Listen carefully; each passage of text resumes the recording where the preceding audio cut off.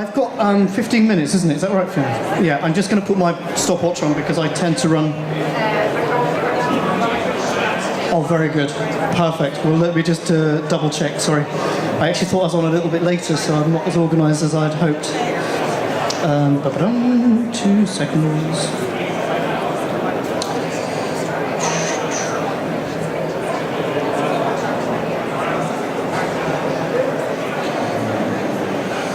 Brilliant. Okay, cool. So let me start to introduce you to Green Saffron. Has anyone heard of Green Saffron, first of all, this company? Hey, brilliant. That's a good start.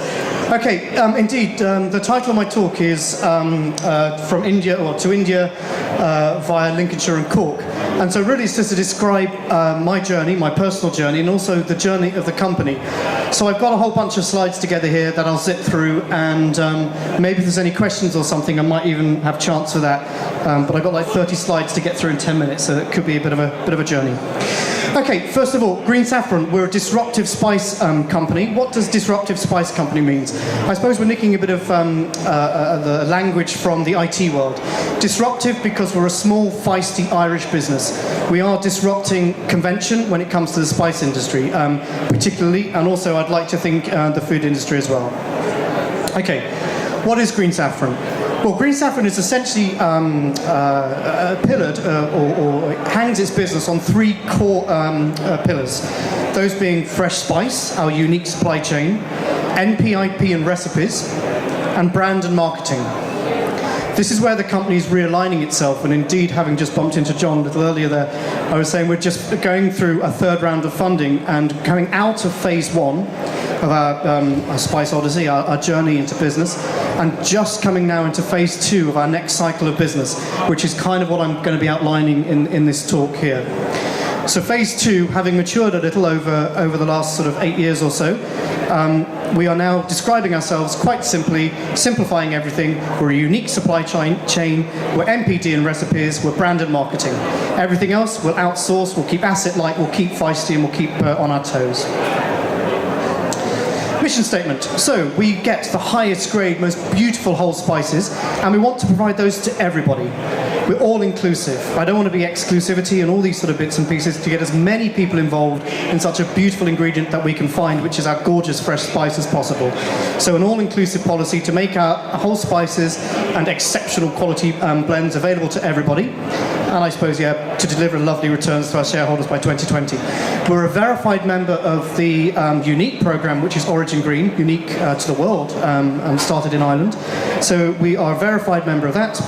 We support the Hope Foundation. We're supporting homeless children in India through the Irish charity Hope Foundation. And we are putting money into a school over there and various programs to help educate. And we are supported ourselves via Enterprise Ireland. So, where did it all start? I came over to Ireland in 2004. I used to be in the music industry. You may have heard of Sugar Babes and All Saints and all that name dropping I can do. I found them sort of thing, and that's what I used to do in my previous life. I was the first person to take DJs out of the field and put them into a studio. So I come from the acid rave, illegal warehouse party scene. So there we go, guys. That's where I am now. So that's where I started. I formed my first company at the age of 18, my first record label, and I was out of the music industry at 34, which is when I moved to Ireland, here in the south of Ireland. Fell in love with Ireland, the Irish people, which I'll talk about more, and the lovely nurturing spirit that exists here in Ireland, which to me does not exist anywhere else in the world. Indeed, I met my Colleen Dess, now my gorgeous wife, a local Cork Garryvoe girl. So that was all done around Ballymaloe, doing a cookery course around there, which I couldn't really afford to do, but I scraped some pennies together and did that. Got married to my wife Olive. There's mum and dad in the background. So my father is Indian and my mother is English. That's probably quite important to the story as we progress, in the fact that, okay, so when you're younger, certain people might tease you for not being Indian and other people might tease you for not being English. But now what I'm doing is making an advantage of that in everything that we do. Taking my Western sensibilities, as my father said to me, he'll send us out into the world with a head full of education and a heart full of love. So we went to possibly one of the most expensive schools in the UK. That's Daddy scraping his pennies together. So learning about the Western ways and etc. And obviously leveraging up my family, my family background over in India. We have a very widespread throughout the whole of India. So that's what we're utilising. Met Mrs. Allen and started to reignited my passion for the love of food. Once I actually started to cook, I really started to miss spices. I was a chef after having done the cookery course in the house, in Ballinaw House for a couple of years, and I really started to miss spices. So I got on the phone via my father, was put in touch with my cousin Vivek, and it is Vivek that runs our Indian operation, and still to this day continues to do so, and indeed I'll be talking about the investment that we're making there in India further again now. But it all started 2006, and from day one we've been talking all about sourcing, direct with the farmers, trading direct with farmers, and indeed my family has a history, as it is in India, it's a generational thing, an honourable thing, that you tend to work with the same, for generations, you work with the same family farms, etc. So we probably have an advantage over most people, I suppose, in that regard when we started the business. There is a family history of it, well, not that I knew when I was growing up that we used to be in spice trade, but anyway. So there I am in farmers markets. That's actually in one of the recruiting markets there. So we started in farmers markets. 2006, I had no money whatsoever, not a penny. I was earning 183 euros a week as a cook in Ballinaw House, paying 90 quid a week in rent. Anyway, go figure. And at the same time then doing double shifts and getting spices from my cousin and grind them in little spice grinders, popping them with teaspoons into little sachets. And Olive, my now wife, my then girlfriend, will be handwriting recipes and handwriting labels, and our first acquisition of a sparkly green pen and a sparkly red pen was awfully expensive. We had an argument about that, but thank God she did buy those, because obviously it started to pay dividends now. So we started in farmers markets with no money. We doubled our turnover year on year from 2007 through to 2010. And it wasn't until 2012 that we actually started to take ourselves seriously and write a business plan and stop just hanging on to the coattails. Plus the fact that I did invest a little bit of money from my previous life in the business. And obviously I was determined to work as hard as I could, doing 5 farmers markets a week to see the return on that. So, Green Saffron, we are game changers, as I was saying, a disruptive spice company. Innovation really does beat at the heart of every single thing that we do. Part of our brand values are 100% natural, celiac friendly. In fact, I just bumped into Andrea as well there from the Celiac Society. Every single one of our products has its own registered license number for the Celiac Society. So halal, celiac, vegan as well. Everything that we do is vegan. You don't have to be vegan, but our products are vegan friendly. No chemicals, no preservatives, no bulking agents, not even water, nothing dodgy. Just purity. Purity and fresh flavour is what we're all about. If we have the most wonderful ingredients of fresh spice, then let's make sure that we carry that through to the actual product, and indeed to the end consumer. Because I personally was fed up with so many people saying so many different things about food products, and it just not being the case. We're really trying to make a stand with Green Saffron that we offer the best that there possibly is. Very exciting for us is something that happened relatively recently, as it mentions here 4 or 5 months ago now. We have started into spice science. Has anyone heard of Ayurveda? Ayurveda, haha, brilliant. That's Ayurveda, not Ayurveda, the hair product. Ayurveda is the Hindu philosophy, as I'm sure you know. Basically describes the science of life, the science of longevity. It's a 5,000-year-old philosophy in India. I was brought up with that, with my father and my father's family, and I want to now prove that in science. Essentially what I'm looking to do is to prove that the polyphenols, the oils of spice, have beneficial effect on gut and brain function. One of the biggest illnesses predicted by 2030 is mental illness. So what we've done is with Enterprise Ireland to help fund us, we've linked in with Paul Ross, the amazing Paul Ross professor at UCC, the head of the APC department down there, and also with his wife Catherine Stanton in Chuggas. And we're thrilled that we're 4 or 5 months into the project and everything seems to be going the way that we would like. Yes, there's going to be an awful lot coming out of this, but ultimately I'd love to be able to say by Q1 2019, if someone's eating a steak, here, put some of this ketchup or some of our condiment on it. It'll help you digest your meat better, proven in science. So this is the sort of thing we're going for. We are the only company in the world doing that. We're a tiny little feisty Irish spice company. The big boys haven't got hold of that yet, although I'm not sure if they might do now. But anyway, not even the guys in Nace. So we have a unique supply chain, like you say, boots on ground. That's really quite relevant to the whole supply chain. Getting your supply chain right. Boots on ground simply means that we have family on ground. It's done through my cousins. We have a spice history of generations, as I've mentioned, trading in spice, and therefore it is less likely that we will ever be done. the spice industry is one of those industries, as with most, that there is so often corners that can be cut. There are bits of paper that can be quite easily paid for to be rubber stamped. None of that happens with the green saffron supply chain. What we say we deliver, we actually do deliver. And what do we deliver? We deliver new season's crop, we deliver fresh harvested single origin spices with the highest volatile oil content on the market, that's guaranteed. And steam sterilised as well. Steam sterilised is important when it comes to the ingredients world. And what we're offering therefore is a reduction in complexity to the end consumer.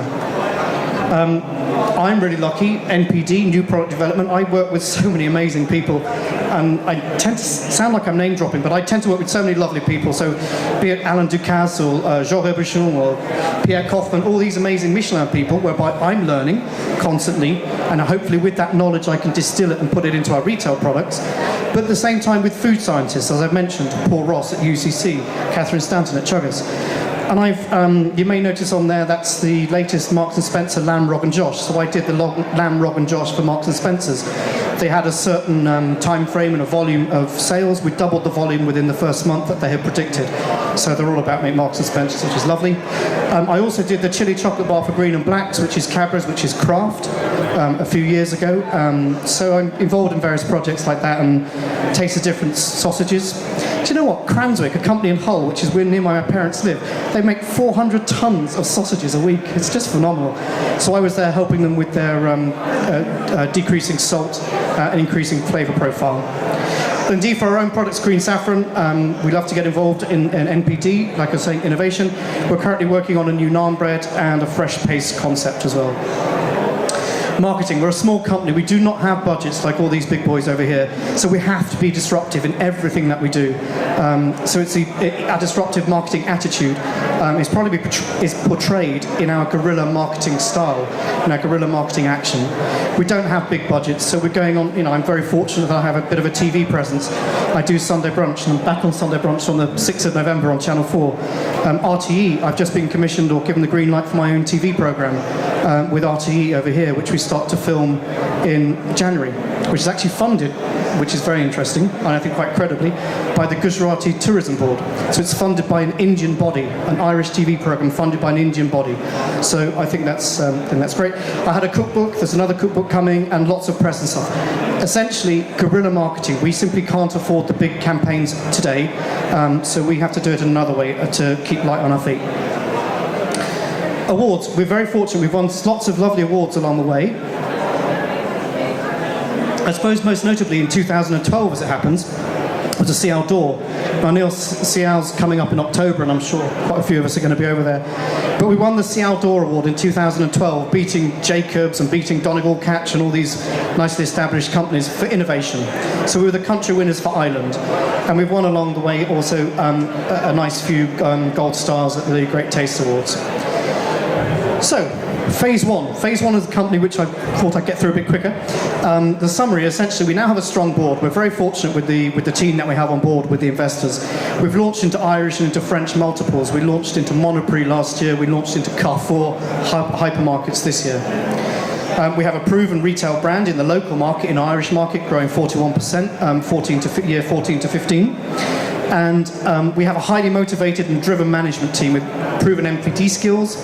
I'm very fortunate along my life. We have now a very meaningful black book of a global network of contacts and a strong pipeline.